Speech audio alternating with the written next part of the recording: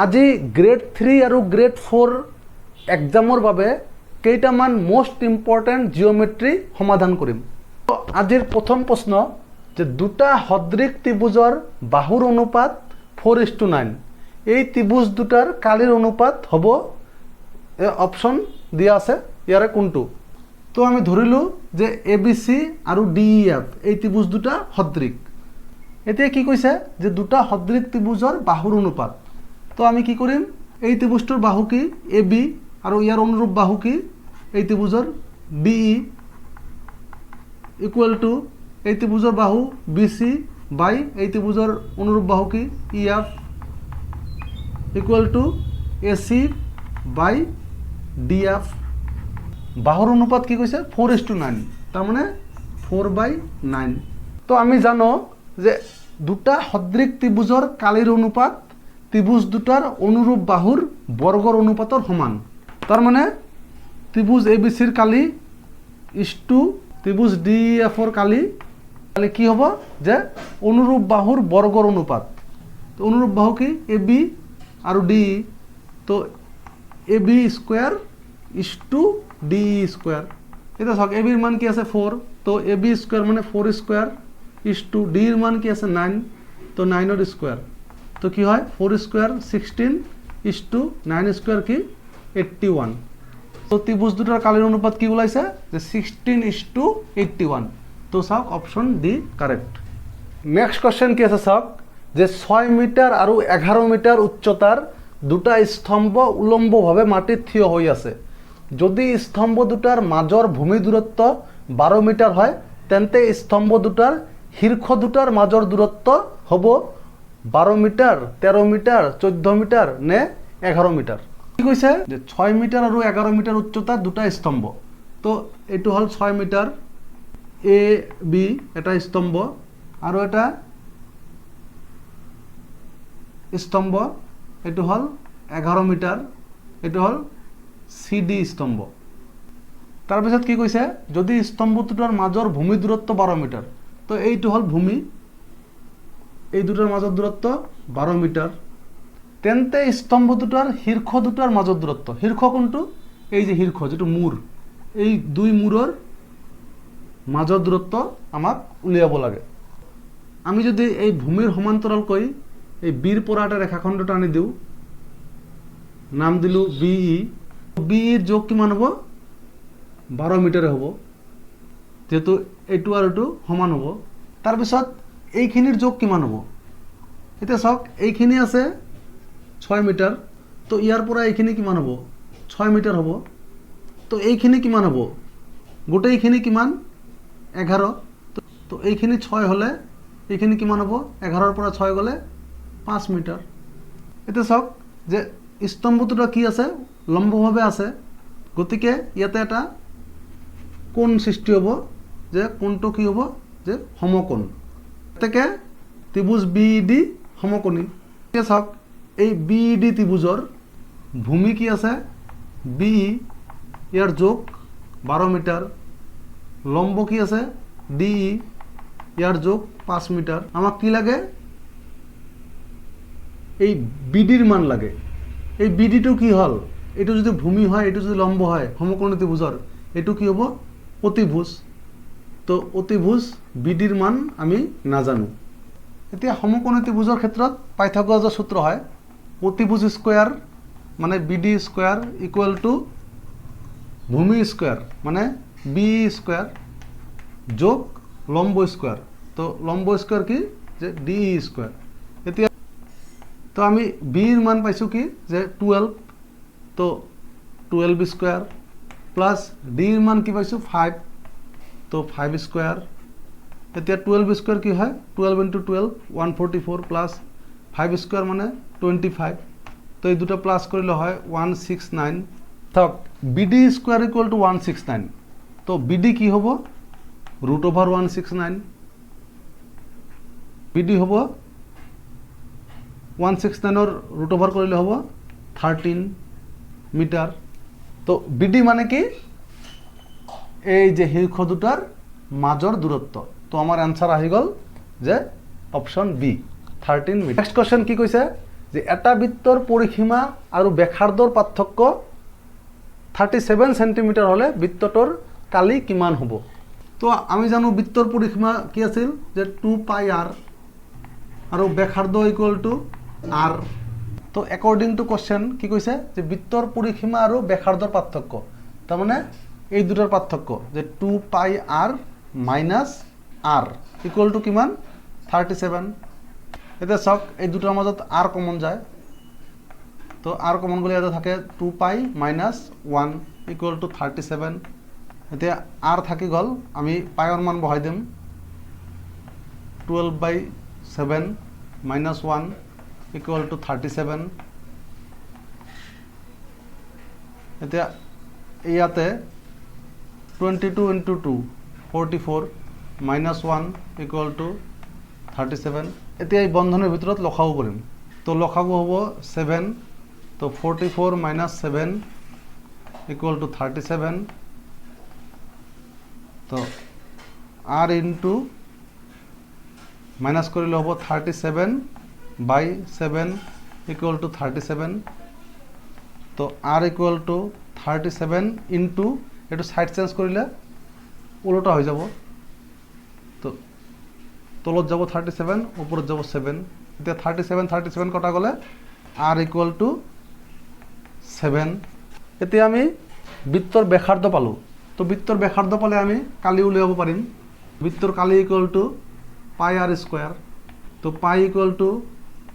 22/7 और r की আছে 7 তার মানে 7 স্কয়ার তো 7 into 7 লিখিলো এতে এই 7 কটা গল 22 into 7 154 সেন্টিমিটার স্কয়ার সব অপশন সি নেক্সট কোশ্চেন কি আছে যে এবিসি ত্ৰিভুজৰ AB equal to AC angle A equal to 80 degree হলে angle B equal to question mark তো অপশন দিয়া আছে এবিসি ত্ৰিভুজৰ কি কৈছে AB ইকুয়াল টু AC আৰু অ্যাঙ্গেল A 80 ডিগ্ৰি তো আমাক এই B ৰ মান উলিয়াব দিছে তো সব কি দিয়া আছে যে AB ইকুয়াল টু AC তাৰ মানে ত্ৰিভুজৰ দুটা বাহু যদি সমান হয় এই সমান বাহুৰ যেটো বিপৰীত কোণ আছে সেই কোণ দুটাও সমান হয় AB ৰ বিপৰীত ফালে কি আছে angle C equal to AC ৰ বিপৰীতত কি আছে যে অ্যাঙ্গেল B তাৰ মানে এই কোণ আৰু এই কোণ সমান এতিয়া আমি কি জানো যে ত্ৰিভুজৰ তিনিটা কোণ মাপৰ সমষ্টি 180 ডিগ্ৰী তো angle A plus angle B plus angle C equal to 180 degree এতিয়া এৰ মান কি দি আছে 80 degree plus angle B plus angle C আৰু অ্যাঙ্গেল B সমান গতিকে আমি C ঠাইত কি লিখিম অ্যাঙ্গেল B লিখিম equal to 180 degree এতে সক 80 degree plus angle B কি লিখিম যে 2 angle B equal to 180 degree এতিয়া twice angle B এইফালে থাকিল আৰু 180 degree লগত এই 80 degree যাব তো এটো কি হ'ব -80 degree হ'ব তো twice angle B equal to minus কৰিলে হয় 100 degree এতে angle B equal to কি হ'ব এই 2 কি হ'ব এই 100 ৰ তলত যাব মানে 100 ক 2 এৰে ডিভাইড কি হ'ব 50 ডিগ্ৰী তো angle B equal to 50 degree তো answer option B next question কি আছে যে ABC ত্ৰিভুজৰ BC বাহুক D লৈ বঢ়াই দিয়া হল angle ACD equal to 105 degree হলে angle BAC plus angle ABC equal to question mark তো কি কৈছে যে ABC ত্ৰিভুজৰ BC বাহুক এই BC বাহুক D লৈ বঢ়াই দিছে angle ACD equal to 105 degree যে BAC এই কোণ প্লাস ABC মানে এই কোণ এই দুটা কোণৰ যোগফল কিমান আমাক উলিয়াব দিছে এতিয়া চাওক এই ACD এটা কি এটো এটা বহিস্থ কোণ আৰু BAC আৰু ABC কি অন্তকোণ আমি কি জানো যে ত্ৰিভুজৰ বহিস্থ কোণ ইয়াৰ দূৰৱৰ্তী অন্তকোণ দুটাৰ মাপৰ সমষ্টিৰ সমান তো চাওক এই এটা বহিস্থ কোণ যে অ্যাঙ্গেল ACD ইকুয়াল টু ইয়াৰ দূৰৱৰ্তী অন্তকোণ কেইটা আছে 1 2 3 কিন্তু দূৰৱৰ্তী দূৰত কেইটা আছে এই 1 আৰু এই 2 এইটো কিন্তু দূৰত নহয় এইটো ইয়াৰ ওচৰত তো এই দুটাৰ যোগফল angle BAC plus angle ABC এতিয়া ACD ৰ মান কিমান আছে যে 105 ডিগ্ৰী এতিয়া BAC প্লাস এংগল ABC তো সব আমাক কি লাগে যে BAC প্লাস এংগল ABC এই যে angle BAC plus angle ABC কিমান হৈছে 105 ডিগ্ৰী তো অপশন ডি নেক্সট কোশ্চেন কি আছে যে রেখার প্রান্তবিন্দুর সংখ্যা কিমান এটা দুটা তিনিটা নে কোনো প্রান্তবিন্দু নাই তো সব এইটো এটা রেখা ইয়ার কোনো আরম্ভণীও নাই শেষও নাই মানে দুয়োফালে অসীম গতিকে রেখার কোনো প্রান্তবিন্দু নাই অপশন ডি নেক্সট কোশ্চেন কি কৈছে এবি আৰু সিডি সৰল ৰেখা দুটা ও বিন্দুত ছেদ কৰিলে তলৰ কোণটো গাণিতিক বাক্য সঠিক তো কি কৈছে এবি আৰু সিডি সৰল ৰেখা দুটা ও বিন্দুত ছেদ কৰিছে এবি আৰু সিডি সব ও বিন্দুত ছেদ কৰিছে তো দুটা বাহু যদি কোনো এটা বিন্দুত ছেদ কৰে চাৰিটা কোণ উৎপন্ন হয় ইয়াৰে পৰস্পৰ বিপৰীত কোণবোৰক কি বুলি কয় বিপ্ৰতীপ কোণ বুলি কয় তো angle BOC equal to angle AOD আৰু AOC equal to angle BOD এতিয়া চাওক এইটো শৰ্ত অপশনৰ লগত মিলি গৈছে যে angle AOD equal to angle BOC এই চাওক angle AOD equal to angle BOC তো option A correct next question কি আছে যে ইন দ্য গিভেন বিলো দ্য ভ্যালু অফ y এই যে এটা চিত্র দিয়া আছে এই চিত্রটার পৰা y এৰ মান উলিয়াব লাগে তো সব যে দুটা সৰল ৰেখা কি হইছে যে এটা বিন্দুত ছেদ কৰিছে তো কি হইছে চাৰিটা কোণ উৎপন্ন হৈছে তাৰে এই দুটা হল বিপ্ৰতীপ আকৌ এইজোৰ হল বিপ্ৰতীপ তো আমি লিখিব পাৰো যে 2x equal to y plus 30 degree কারণ কি যে বিপ্রতীপ কোণ চাওক আমি কিন্তু x এর মান না জানো তো x এর মান জানিলেহে আমি y এর মান নির্ণয় কৰিব পাৰিম চাওক এইটো এটা কি সরল কোণ তো সরল কোণ কি হয় যে 180 ডিগ্রি তার মানে এই 2x plus 3x equal to 180 degree তো আমি যদি যোগ কৰো কি হ'ব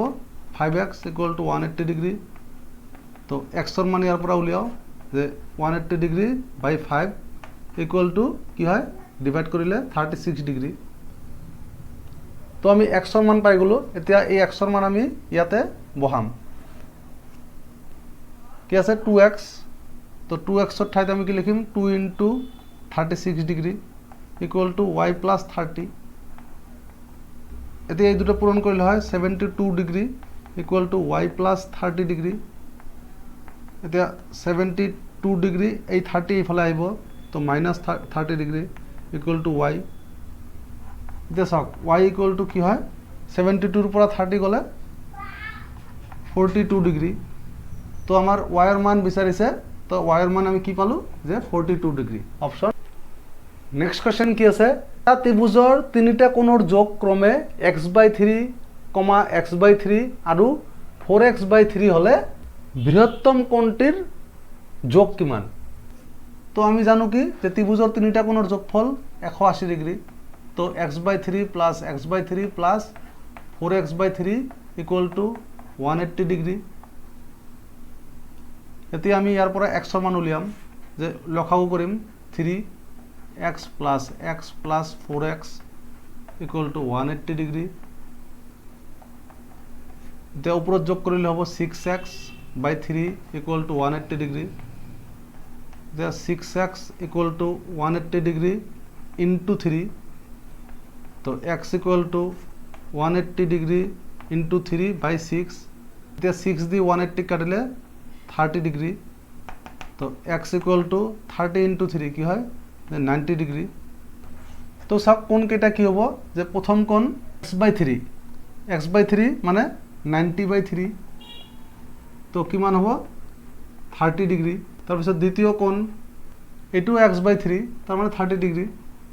তৃতীয় কোণ 4x/3 তো 4 × x মানে 90 ডিগ্ৰী বাই 3 তো 3 দি 90 কাটিলে 30 ডিগ্ৰী। এতিয়া 4 × 30 কি হয় 120 ডিগ্ৰী। এতিয়া আমি ত্ৰিভুজৰ তিনিটা কোণৰ যোগ পাই গ'লোঁ। তো আমাক কি বিচাৰিছে যে বৃহত্তম কোণটিৰ যোগ কিমান। তো এটা হ'ল 30, এটা 30 আৰু এটা 120। তো বৃহত্তম কোণটো যে এইটো বৃহত্তম, ইয়াৰ যোগ কিমান 120 ডিগ্ৰী। তো অপশ্যন বি। আজিৰ শেষৰ প্ৰশ্ন 4 সেণ্টিমিটাৰ, 5 সেণ্টিমিটাৰ আৰু 7 সেণ্টিমিটাৰ বিশিষ্ট ত্ৰিভুজটো হ'ব সমবাহু ত্ৰিভুজ, সমকোণী ত্ৰিভুজ, স্থূলকোণী ত্ৰিভুজ নে সূক্ষ্মকোণী ত্ৰিভুজ। তো ত্ৰিভুজৰ যদি তিনিটা বাহুৰ যোগ দিয়া থাকে আমি সহজে ক'ব পাৰোঁ যে বাহু তিনিটা যদি সমান হয় ত্ৰিভুজটো হ'ব সমবাহু, দুটা বাহু যদি সমান হয় ত্ৰিভুজটো হ'ব সমদ্বিবাহু, আৰু তিনিটা বাহুৱে যদি অসমান হয় ত্ৰিভুজটো হ'ব বিষমবাহু। কিন্তু আমি এই বাহুৰ জোখৰ পৰা সমকোণী, স্থূলকোণী নে সূক্ষ্মকোণী আমি কেনেকৈ জানিম। তো মনত ৰাখিব যে ত্ৰিভুজৰ ডাঙৰ বাহুটোৰ বৰ্গৰ যোগফল যদি সৰু বাহু দুটাৰ বৰ্গৰ যোগফলৰ সমান হয়